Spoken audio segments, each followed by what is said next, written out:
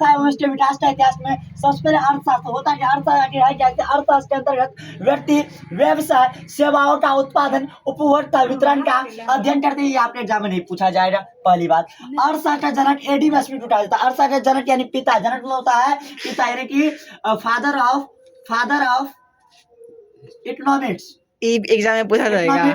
AD Smith है। कौन है? एडी स्मिथ है। तो कहते हैं कि उपनिवेश, उपनिवेश का अर्थ होता है गुलामी।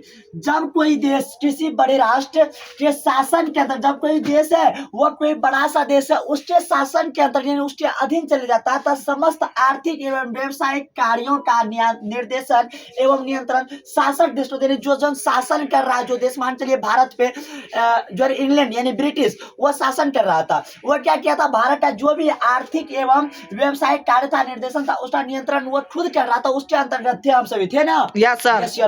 थे। तो ऐसे शासित देशों को शासक देश का उपनिवेश कहा जाता है। जब कोई देश किसी बड़े राष्ट्र या देश के शासन के अंतर्गत रहता है, जब कोई भी देश है वो किसी बड़े देश के शासन के अंतर्गत है तथा समस्त आर्थिक क्रिया एवं व्यवसायिक कार्यों का निर्देशन एवं नियंत्रण शासक देशों का होता है, तो ऐसे शासित देशों को शासक देश का उपनिवेश कहा जाता है। सोनाली का ध्यान यहाँ नहीं है।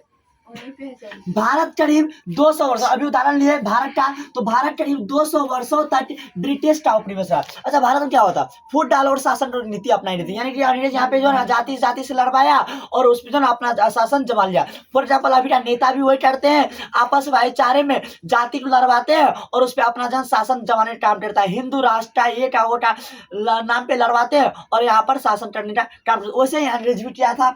तो भारत करीब 200 वर्षों तक ब्रिटिश का उपनिवेश यानी इंग्लैंड का उपनिवेश बनकर गुलाम बन करके रहा। आगे अर्थव्यवस्था, आखिर अर्थव्यवस्था है क्या?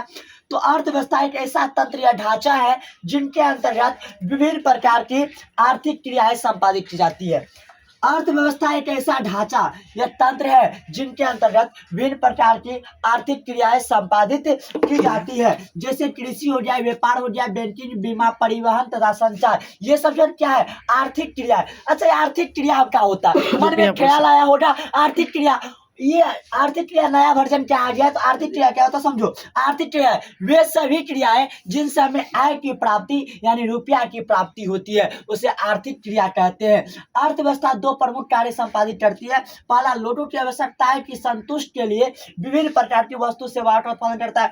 लोगों की आवश्यकता के हिसाब से, मान लीजिए कपड़ा है, कपड़ा की अगर मान लीजिए पड़ गया तो उसके लिए सेवा का उत्पादन किया जाएगा, वस्तु का उत्पादन किया जाएगा। तो बोलना लोगों की आवश्यकता की संतुष्टि के लिए विभिन्न प्रकार की वस्तु तथा सेवाओं का उत्पादन करती है। लोगों को रोजगार का अवसर प्रदान करती है। मान चलिए वस्तु और सेवाओं का उत्पादन हो रहा है तो वहाँ पे रोजगार चाहिए, आदमी चाहिए कि नहीं चाहिए काम करने के लिए, तो वहाँ पे आदमी चाहिए, तो उससे उसको क्या मिलेगा? रोजगार मिलेगा। वही बोलता है आर्थिक क्रिया है। तो हमारी वे सभी क्रिया जिनसे हमें आय की प्राप्ति होती है आर्थिक क्रिया कहलाती है। और अर्थव्यवस्था दो प्रमुख कार्य को करती है।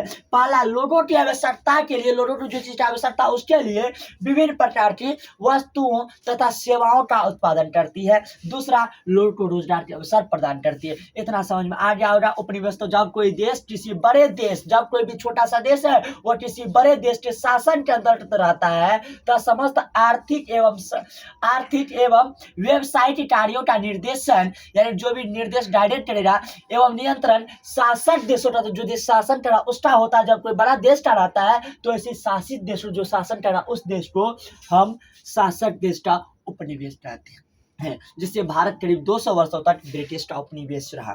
ये इतना, यहाँ से इतना क्वेश्चन रह सकता है, चांसेस रहता है रहने का, और इतना से तो चांसेस कम है। चलिए।